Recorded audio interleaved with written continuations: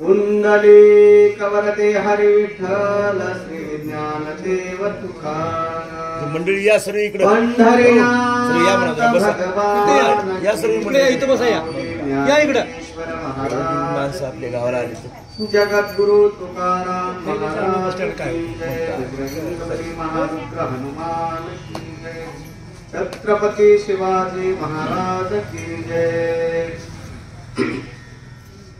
श्री गणेशाय नमः श्री सरस्वती नमः ऐसे वदताचे वान ऋषी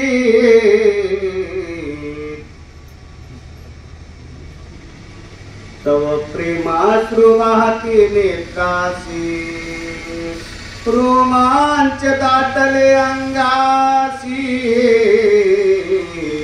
सद्गदित कंठ झाला महायोगपीठे तटे भीमरथ्यं वरं पुंडरीकाय गन्तुं मुनीन्द्रे समागततिष्ठं तमानन्दकन्दं परब्रह्मलिङ्गं भजे पाण्डुरङ्गं पुण्डरीकवरहरितवरदर्शनान्ते पंढरीनाथ भगवान की जय ज्ञानेश्वर महाराज की जय सर्व असलेला ग्रंथ ग्रंथाचा स्वर वाचतो कोणता ग्रंथ आहे रामायण उत्तरकांड 16 अध्यायाचा कथाभाग म्हणजे शनिरूपण सांगण्याचा योग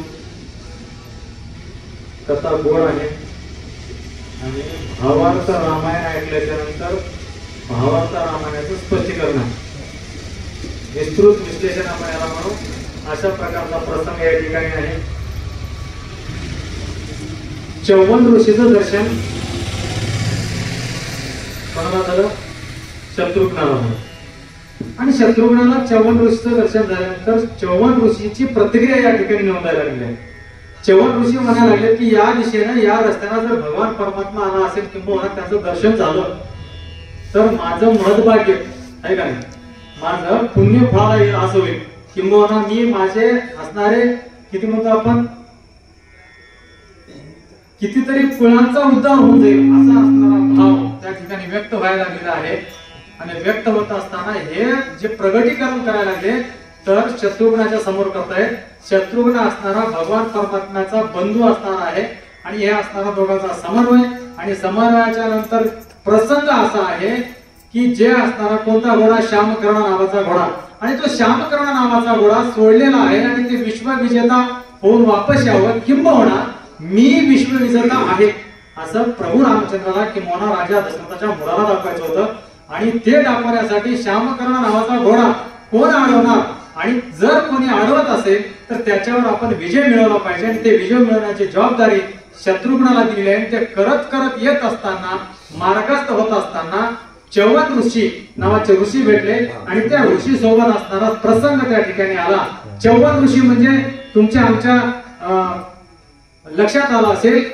जे आपण दररोज सकाळी उठल्याच्या नंतर चौवन प्राश खातो त्याच्यावरून चौवन ऋषी नाव पडलं आणि असा असणारा चौवन ऋषी या असणाऱ्या कशामध्ये आयुर्वेदामध्ये पारंगत असलेला चौवन ऋषी आणि तोच चौवन ऋषी या ठिकाणी दर्शन झालं झाल्याच्या नंतर आता इथं विषय असा व्हायला लागला आहे की ऐसे वदता चौवन ऋषीला वाटायला लागले की बाबा हे बोलत असताना ऐकत असताना किंबहुना माझं जर दर्शन झालं किंबहुना हे सगळं जर झालं तर यथा मती यथा अवकाश माझ्या जीवाचा सार्थक होईल असा असणारा भाव कोणाच्या चौवन ऋषीच्या मनामध्ये प्रगट व्हायला लागला आहे आणि मी क्षत्रिय कुळात आहे राजकुळात जन्माला आलो आल्याच्या नंतर संतांचं दर्शन घेतलं पाहिजे त्या नाहीनं त्या शत्रुघ्नाला दर्शन घेऊन पुढे जाण्याचा मार्ग काय केला क्रमांक करायला लागलेला आहे विषय गमतीचा असा आहे चौवन काय श्यामकर्ण नावाचा घोडा तुमच्या आमच्या जवळ आहे आणि तो घोडा पळत सुटल्याच्या नंतर बाकी कोण कोणाला कशा कशा पद्धतीने पकडायचं आलं त्याची जबाबदारी असणाऱ्या मजबूत असलेलं शरीर त्या शरीर रूपी असणाऱ्या कोणाला शत्रुघ्नाच्या हातामध्ये दिलं आणि आता श्यामकर्ण नावाचा घोडा पकड असं सांगतात एक तर इकडच्या दिशेने असं सांगायला लागले आणि तिकडं तर सांगतायत या विश्वाला विजेता पद मला मिळवायचं आहे आणि त्यासाठी जर कोणी आडवं आलं तर त्याला बघू.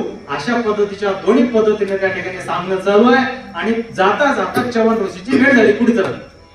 तू क्या माझे शत्रुघ्ना विराग म्हणे वाट पाहते रघुवीरा तरी यज्ञाला गे सत्वर परिवारासह चालावे. त्या ठिकाणी शत्रुघ्न ऋषी म्हणायला लागले की बाबाने मी ज्याच्या आदेशाने काम करायला लागले आहे, मी ज्याला शिरसावंद्य मानतो असं असणारे आमचे भगवान प्रभू रामचंद्र किंबहुना माझे ज्येष्ठ बंधू राम त्या ठिकाणी वाट पाहत आहेत आणि त्यांना दिलेला शब्द मला प्रमाण करायचा आहे. त्यामुळं माझी विनंती आहे, तुम्ही काय करा, सहकुटुंब असणाऱ्या यज्ञाच्या निमित्तानं उपस्थित व्हा अशी विनंती त्या च्यवन ऋषीला कोण शत्रुघ्न करायला लागले. चला पुढे. आपण यत्नाला गेता रामासी आनंद तत्वता तरी उशीर न लाविता सत्वर करा तयारी. संत येते घरात तुझी जिवळी जरा, कारण ज्या ठिकाणी अयोध्येमध्ये कसल्याच प्रकारचा लवलेश नव्हता असं असणारी अयोध्या नगरी, ज्या वेळेला 14 वर्षाचा कालखंड गेला प्रभू रामचंद्राचं येणं याची वाट पाहत होतं, त्यावेळेला अतिशय दुष्काळ त्या ठिकाणी झालेला होता आणि भगवान परमात्म्याचं त्या ठिकाणी पदार्पण झालं. जमिनीला पाय लागले महाराज, लागल्या सुजलाम सुफलाम झालेला आहे. काय वृक्षवल्ली आम्हा सोयरी वनचरी असं होते तसंच असणारं वातावरण त्या ठिकाणी निर्माण झालं आणि तशा असणाऱ्या वातावरणामध्ये जर का पुन्हा एखादे समजा त्या काय दुधामध्ये साखर पडावी ते अतिशय गोड होतं, तशाच नाही ना तुम्ही तर त्या ठिकाणी आला, निश्चित आमच्या बंधूला आनंदच होणार आहे, शंका नाही. बरं असं असणार त्या च्यवन ऋषीला कोण शत्रुघ्न बोलायला लागले. ऐकोनी शत्रुघ्नाचे वचन ऋषीच झाला आनंद पूर्ण मग समागमे सका ऋषी घेऊन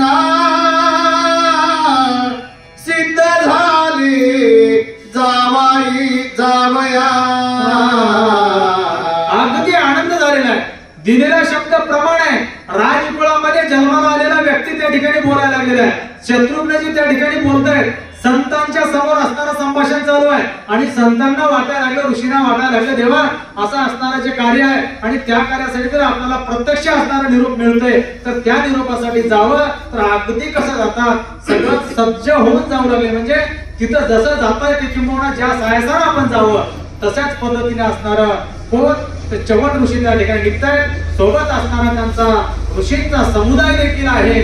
अशा पद्धतीचा प्रवास चालू आहे. पुढे बघूया काय होते. माता शोभती जटा भारत भस्म चर्चिले सुंदर रुद्राक्ष धारण केले अपार ऐसा चवान निघाला. त्याचं स्वरूपाचं वर्णन करतायत च्यवन ऋषीच्या, कारण त्या ठिकाणी वल्कले नेसलेला असताना किंबहुना पितांबर नेसलेला असताना किंबहुना भगवे वस्त्र धारण केलेला ऋषी आहे आणि त्या ठिकाणी काय सांगतायत शिका असणाऱ्या त्या ठिकाणी सांगते बांधलेले आहेत. तिथं असणारा रुद्राक्षाचा सुद्धा माळ त्या ठिकाणी बांधलेले आहेत. जटा अगदी असणारा शोभायमान स्वरूप दिसायला लागलं आणि असा सज्ज होऊन च्यवन ऋषी मात्र तिकडे निघालेले आहेत. अशा पद्धतीचं वर्णन या ठिकाणी कवी करतात. पुढे काय होते. कोणी व्याघ्र चर्म घेती कोणी मृग चर्म पाटी बांधिती कोणी गज चर्म पांघुरती हाती घेती दर्भ पै. आता प्रत्येकाने हातात वेगवेगळं साहित्य घेतलेलं आहे. कोणी हरणाचा कातडा असणारा कोणाजवळ आहे, वाघाचा असणारा कोणाजवळ आहे, सगळ्यांनी घेतलेले ते साहित्य आहे. कोणाचे दर्भ म्हणजे हरणे सुद्धा सोबत आहेत. अशा पद्धतीचं साहित्य घेतले आणि ऋषी सोबत असणारं मार्गक्रम करायला लागलेले आहेत. अशा पद्धतीची ऋषीची जाण्याची तयारी त्या ठिकाणी चालू आहे. ऐसे निगते पदचारी अवलोकिले वानरविरी मग हनुमंत जोडिल्या करी विनिमित शत्रुघ्ना. हे सगळे निघाल्याच्या नंतर हनुमंतराय असणारे अशा भक्तीमध्ये प्रवीण असलेले हनुमंतराय त्यांच्या लक्षामध्ये आला. हनुमंतराय त्या ठिकाणी काय म्हणतात की कर जोडून त्या ठिकाणी उभं टाकले, विनंती केले. आता त्या ठिकाणी शत्रुघ्नाला विनंती करतायत. कसल्या पद्धतीची विनंती करतील काय नाही, आपण विनंती म्हणजे विनंती करतायत. आता पुढे काय सांगतात ते आपण ऐकूया. सामर्थ्य दुर्गंधना पायी चालत श्रमेल पूर्णा जरी आज्ञा द्यालापणा तरी पोचविना सकला ते. हनुमंतरायाला वाटायला लागलेलं आहे संत आहे, संतांच्या संगतीमध्ये गेल्याच्या नंतर संतांच्या संगती मनोमार्गवरती अकळावा श्रीपती येणे संत दोन संतांच्या त्या ठिकाणी भेटी व्हायला लागले. भगवान परमात्म्याच्या दास्य भक्ती करणारे सर्वात श्रेष्ठ असलेले हनुमंतराय संत आहेत. आणि त्या ठिकाणी ऋषी कुळामध्ये सर्वात चांगले असणारे किंबहुना नावारूपाला आलेले चमन ऋषी या दोघांचा समन्वय होतोय. आणि समन्वय झाल्याच्या नंतर हनुमंतरायांच्या लक्षात यायला गेलंय आणि हे जर जात असतील, पायाला चालत असतील, चालता चालता श्रमेल म्हणजे थकतील, त्यांना काय होईल, त्रास होईल, मग काय करावं, मी याला सहज अलगत असं त्यांना त्या ठिकाणी अयोध्येपर्यंत नेऊन सोडतो. अशा पद्धतीची विनंती वजा त्या ठिकाणी नमस्कार करून शत्रुघ्नाच्या पुढे हनुमंतराय बोलायला लागले. काय बोलतील पुढच्या होळीमध्ये ऐकू. दया देवनी रामापासे परतून येईल परेसे ऐकूनी ऐशा वचनाचे आज्ञा केली शत्रुघ्ने. आणि या ठिकाणी मनामधला भाव ओळखलेला आहे. हनुमंतरायाच्या मनामधला भाव त्या ठिकाणी ओळखला आणि काय एवढं संभाषण होण्या अगोदर विचार या ठिकाणी हनुमंतरायाचा व्हायला लागलेला आहे. आणि विचार होता होता विचाराचं प्रगटीकरण होताच तत्क्षणी त्या ठिकाणी काय आदेश निघालेला आहे. आणि आदेश निघाल्याच्या नंतर हनुमंतराय सज्ज झाले आणि त्या ठिकाणी अयोध्येला निघण्यासाठी प्रयाण केलं. पुढे काय होतं ते बघू चला. मग सकळ ऋषी सही वर्तमाना पृष्ठभागी सहकुटुंब जवाना बैसविला हनुमंते जाना राम भेटे न्यावया. आता या ठिकाणी भगवान परमात्म्याचं किंबहुना हनुमंतरायाचं वर्णन करायला. हनुमंतराय कशा पद्धतीने नेत आहेत, असा असणारा मध्यभागी असणारा त्यांचं कुटुंब असलेलं त्या ठिकाणी घेतलेलं आहे. बाकी सगळा ऋषीचा मेळा त्या ठिकाणी उचललेला आहे. हनुमंतरायाने द्रोणागिरी पर्वताला इकडे घेऊन आलं. मग आता ऋषीचा मेळा किती असेल, त्यांना कशा पद्धतीने त्या ठिकाणी बसवलेला असेल, अशा पद्धतीची रचना लावली. आणि रचना लावून त्या ठिकाणी हनुमंतराय असणारे प्रभू रामचंद्राचं दर्शन घेण्यासाठी किंबहुना अयोध्या नगरीला चव्हाण ऋषीच्या सगळ्या काय सोबत असणाऱ्या ऋषींना त्या ठिकाणी घेऊन गेलेला आहे. हनुमंतानंदला मनी राम दर्शन घडेल मनोनी मग भूभुकार करोनी यज्ञ स्थानी पातला. हनुमंतरायाला आनंद झाला. पुन्हा एकदा पहिल्यांदा भेट झाली, सीता मातेचं मुक्ती झाली, सीता मातेला घेऊन परत अयोध्येला जाण्याचा प्रसंग आलेला आहे. आणि प्रसंग आल्याच्या नंतर एकदा पुन्हा श्यामकर्ण नावाचा घोडासुरला पुन्हा एकदा आपल्याला दक्षिणेकडे वाटचाल करावी लागली. आता बऱ्याच दिवसाचा जो कालखंड त्या ठिकाणी भगवान परमात्म्याची भेट नव्हता राहिलेला आहे. आणि पुन्हा एकदा आता भगवंताची भेट होईल ही असणारी भावना मनामध्ये काय झाली, प्रचलित झाली. आणि त्या ठिकाणी अगदी आनंदी आनंद होत आहे. आता पुन्हा एकदा मला भगवंताचं दर्शन होते असं हनुमंतरायांच्या मनामध्ये वाटत होतं. जय श्रीमारी प्रभा भागताय ऋषीवरे शोभत मने रामावलोकने तया प्रत साष्टांग प्रणिपात. आणि या ठिकाणी भगवान परमात्मा जे असणार आहे त्या ठिकाणी गेल्यानंतर साष्टांग प्रणिपात म्हणजे त्या ठिकाणी असणारा यथोचित असणारा नमस्कार त्या ठिकाणी केला होता. माझ्या ऋषीश्वरा हाते धरुणा श्रीराम बैसला सने अर्ध्यवादिके करोने पूजन केले ते काळे. आता या ठिकाणी राजाचा कुळाचार धर्म जो आहे ते त्या ठिकाणी यथोचित त्या ठिकाणी प्रभू रामचंद्रांनी पाळलेला आहे. आल्याच्या नंतर ऋषींच्या हाताला धरलेला आहे आणि त्या ठिकाणी आसनावर विराजमान करण्यासाठी समोर जात आहेत. आणि त्याच्या अगोदर जे क्रिया करायचे आसनावर बसवल्याच्या नंतर पाद्यपूजन त्या ठिकाणी केलेलं आहे.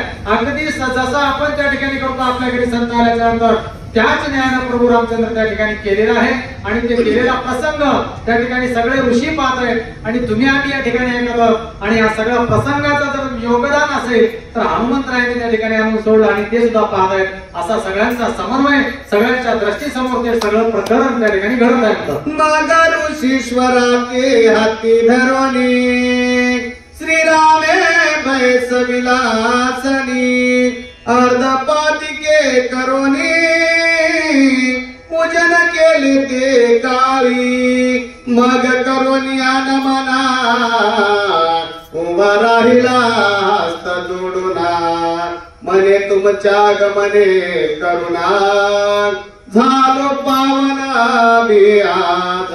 या ठिकाणी सांगण्याचं तात्पर्य आहे कविकर्त्यांनी लिहिलेला आहे प्रसंग असणारा जगाचा जगन्नेता भगवान परमात्मा प्रभू रामचंद्राच्या जीवनात आलेला प्रसंग आहे आणि ते प्रसंग म्हणजे तुमच्या आमच्यासाठी जगण्यासाठी दिलेली दिशा आहे आणि हे असणारं रामायण म्हणजे असणारी आमची प्राचीन पूर्वजाने लिहिलेली घटना आहे. माणसानं जीवन जगत असताना जीवनाला दिशा देणारी जर घटना कुठली असेल तर ते म्हणजे महर्षी वाल्मिकी ऋषीने लिहिलेलं रामायण आहे आणि त्याच्यानंतरची घटना आता चालू असलेलं संविधान आहे.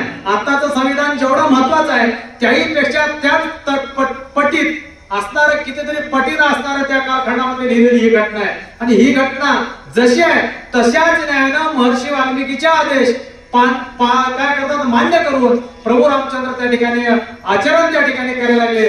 त्या ठिकाणी हात धरले उभा टाकलेले आहेत आणि काय करतात मी राजकुमार आहे किंवा मी राजा असं नाही. तेव्हा लक्षात घ्या आपल्याकडे थोडी श्रीमंती आली तर आपला त्या ठिकाणी गर्व अहम कसा चढतो याला पारावर राहत नाही. कारण शुक्राचार्यासारख्यांना हरवणाऱ्याचं लेकरू त्या त्रिभुवनाचा पती असलेला प्रभू रामचंद्र त्या ठिकाणी संतांच्या चरणावर नतमस्तक होतो आणि आज्ञा शिरसावन्य मानून समोर हात जोडून उभा टाकतो. केवढा नम्रपणा आहे आणि तुमच्या आमच्यामध्ये किती नम्रपणा असावा लागतो हे या ठिकाणाहून या ओळीवरून आम्हाला घ्यायला पाहिजे. अशा पद्धतीचा आदेश या ठिकाणी प्रभू रामचंद्र तुम्हाला आम्हाला द्यायला लागलेले यामधून चला पुढे काय हे मुनिवर या भोगो सोता आपले दर्शन माझा होता पापापासून झाली मुक्तता